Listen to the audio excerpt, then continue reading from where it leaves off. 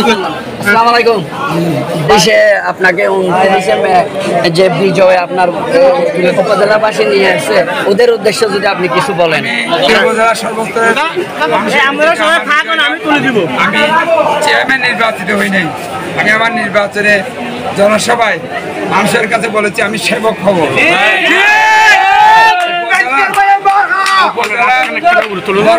উন্নয়ন, সরকারি টাকা পয়সা এগুলো পাহারা দিব।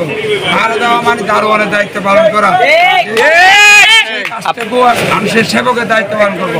আর আজকে আমার এই বিজয়টা পটিয়ার 1971 সালে মহান মুক্তিযুদ্ধে যে সমস্ত শহীদ হয়েছেন তাদের প্রতি, বঙ্গবন্ধু সমস্ত শহীদ হয়েছে তাদের বিগত সমস্ত আন্দোলন সংগ্রামে, নুরুজন সহ সমস্ত আন্দোলন সংগ্রামে যারা আত্মাহুতি দিয়ে আজকে বাংলাদেশে গণতন্ত্র প্রতিষ্ঠা করেছেন তাদের প্রতি সর্বোপরি পটিয়ার যে সমস্ত মুক্তিযোদ্ধা যুদ্ধ করতে যুদ্ধাহত হয়েছেন, মারা গেছেন তাদের প্রতি সহ, এবং আমাদের পটিয়ার সর্বস্তরের ছাত্র সহ যারা লেখাপড়া শেষ করেছেন সেই ছেলেদের, যিনি প্রায় 30 থেকে 40 হাজার ছেলের চাকরির ব্যবস্থা করে 30 থেকে 40 হাজার পরিবারের দায়িত্ব যার কাঁধে নিয়েছেন, সালাম পরিবারের কর্ণধার, সালাম গ্রুপের কর্ণধার সাইফুল আলম মাসুদ ভাইয়ের প্রতি সর্বোপরি আমাদের এমপি মহোদয়, যিনি আমার বাবার সাথে 1975 সালে 15 আগস্ট কারাগারে ছিলেন, সেই এমপি মহোদয় আমার প্রতি ছোট ভাইয়ের মতো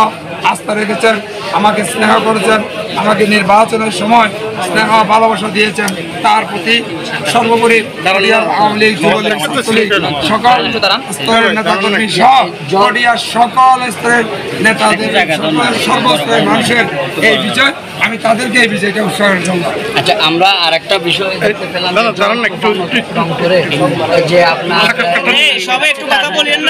যে সিঙ্গালের মধ্যে যে পরিশ্রম করে আপনাকে বিজয় করে এনেছে, এবং এটা আর একটা জিনিস আমরা লক্ষ্য করলাম যেটা দর্শকদের উদ্দেশ্যে বলি, আমি বাইকে এত ব্যস্ততার পরও যতবার আপনাকে রিং দিছি ততবারে আপনাকে খুঁজে পাইছি। তো এটা কি আপনার পটিয়া উপজেলাবাসীকে এভাবে পাবে?